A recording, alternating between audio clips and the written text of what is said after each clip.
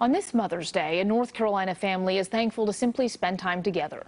5-year-old Sadie Haywood has a rare, incurable neurological disorder. For the last couple of years, she's been one of 6 children in the world to participate in a clinical trial for an experimental drug. Her family says it seemed to be showing promise. Hundreds of photographs document Sadie Haywood's visits to UNC Hospital to take part in a clinical trial every week for nearly half her life. 2 years. 2 years. The pictures show more than treatments. They reveal a little girl growing from a toddler to an energetic 5-year-old with a smile that sparkles in her eyes and a love for Disney characters. Watching Sadie's development is pretty incredible to her parents. Compared to most children with Sanfilippo, she should not be where she is now. Sanfilippo syndrome is a rare and terminal genetic condition, sometimes described as childhood dementia. Devastating disorder.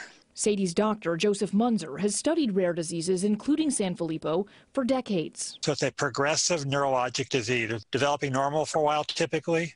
Then you start slowing down. You peak at sometimes around 3 years of age development, and then you regress. They typically don't live past 15, 16, lose their ability to speak, to walk, to feed themselves. Sadie hasn't lost her abilities yet. Her parents believe the experimental drug she received every week has something to do with that.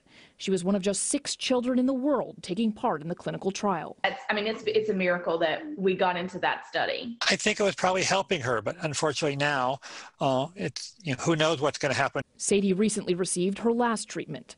The drug maker decided to stop the trial.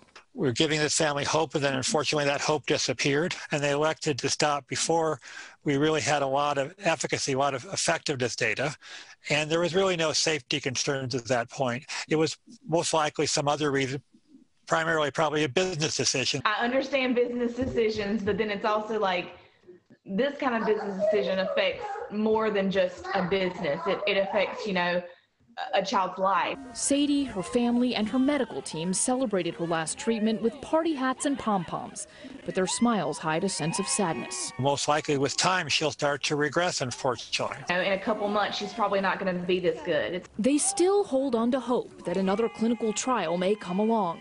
And despite the way this study ended, they're glad Sadie got to take part in it. We're grateful and thankful that we've gotten that time. Now they're making the most of every moment. And Sadie and her family just got back from a trip to Disney World. They say they had a wonderful week there.